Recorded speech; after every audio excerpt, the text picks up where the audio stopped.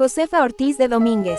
Información personal. Nombre de nacimiento: María Josefa Crescencia Ortiz Telles Girón. Apodo: La Corregidora. Nacimiento: 8 de septiembre de 1768, Ciudad de México, Nueva España. Fallecimiento: 2 de marzo de 1829, 60 años, Ciudad de México. Causa de muerte: pleuritis. Sepultura: Panteón de los Queretanos Ilustres. Residencia: Casa de la Corregidora. Nacionalidad: española hasta 1821, mexicana desde 1821. Religión católica. Lengua materna: español. Familia: padres José Ortiz, Manuela Telles Girón y Calderón. Cónyuge: Miguel Domínguez Mat. 1791, Fol.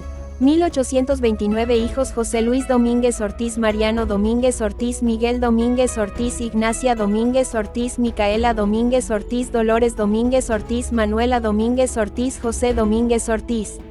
Información profesional. Ocupación: insurgente. Lealtad: ejército insurgente. Conflictos: independencia de México. María Josefa Ortiz de Domínguez, más conocida como Josefa Ortiz de Domínguez. Valladolid, 8 de septiembre de 1768, Ciudad de México. 2 de marzo de 1829, fue una insurgente durante la independencia de México, considerada una de las primeras participantes en la conspiración de Querétaro y pieza clave para el inicio de la lucha que encabezó el cura Miguel Hidalgo y Costilla. En Dolores Hidalgo fue esposa del corregidor de Querétaro Miguel Domínguez, por lo que es conocida popularmente como la Corregidora. Biografía: la llamada Casa de la Corregidora en Querétaro, donde Josefa residía durante la conspiración, actualmente es el Palacio de Gobierno del Estado. Casa donde murió Josefa Ortiz en 1829, en la actual calle del Carmen, número Centro Histórico de la Ciudad de México. Sepulcro de Miguel Domínguez y Josefa Ortiz en el Panteón de los Queretanos Ilustres. Sus padres fueron José Ortiz, capitán del Regimiento de los Morados, y Manuela Telles Girón y Calderón, de una antigua y noble familia española. Nació en la Ciudad de México, en lo que hoy es la calle de Regina No.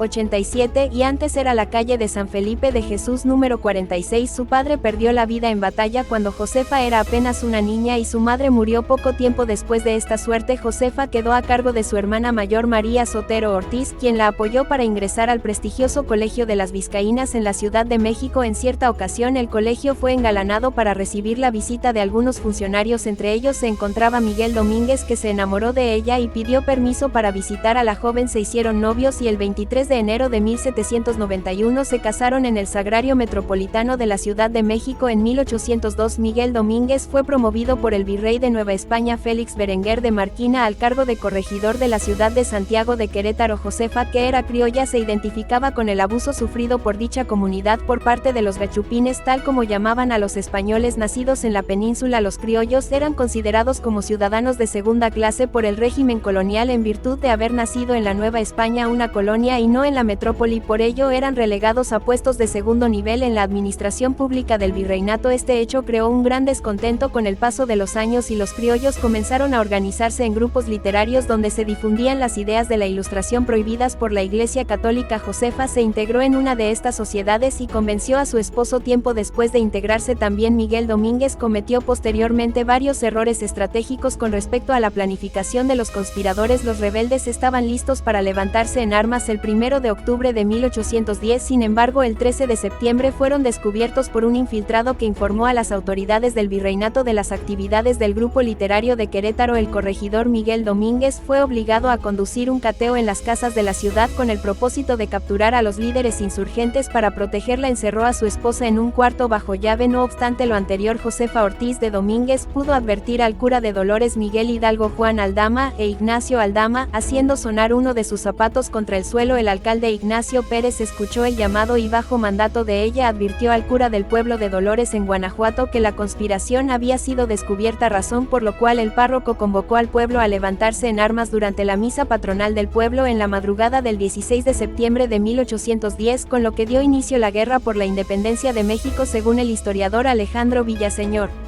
En su libro Biografía de los héroes y caudillos de la independencia, Julián Villagrán apresó al oidor Collado, que regresaba a México después de haber dado causa a los conspiradores. Entre los presos se encontraba Josefa, que quedó libre en cumplimiento a lo pactado entre Julián Villagrán y el oidor del rey Collado. Una vez en libertad, Josefa siguió apoyando a los insurgentes a pesar de las flaquezas de su marido, mandando dinero e información y sin perder la oportunidad de convencer a otros para unirse a la causa. Falleció en la Ciudad de México el 2 de marzo de 1829. víctima de una pleuresía por sus acciones y su influencia en el desarrollo de los hechos previos al inicio de la Guerra de Independencia y sobre todo por ser el personaje fundamental que propició el inicio de esta gesta, se le ha llegado a considerar como madre de la patria mexicana. Actualmente sus restos mortales descansan en el Panteón de los Queretanos Ilustres en la ciudad de Santiago de Querétaro. Legado: la estatua de Josefa Ortiz de Domínguez en la Plaza de Santo Domingo de la Ciudad de México. Josefa Ortiz de Domínguez es una heroína nacional mexicana, benemérita de la patria y fundadora de México. Su nombre se encuentra escrito con letras de oro en el muro de honor del Palacio Legislativo de San Lázaro y también en el Monumento a la Independencia junto a otras heroínas insurgentes. Su imagen ha aparecido en billetes y monedas a lo largo del tiempo. Existen dos estatuas que honran su memoria, una en la Plaza de Santo Domingo en la Ciudad de México y otra en la Plaza Corregidora en Santiago de Querétaro. A lo largo de México, varias escuelas, calles y hospitales llevan el nombre con el cual se le conoció. Corregidora también lleva ese nombre el Estadio de Santiago de Querétaro.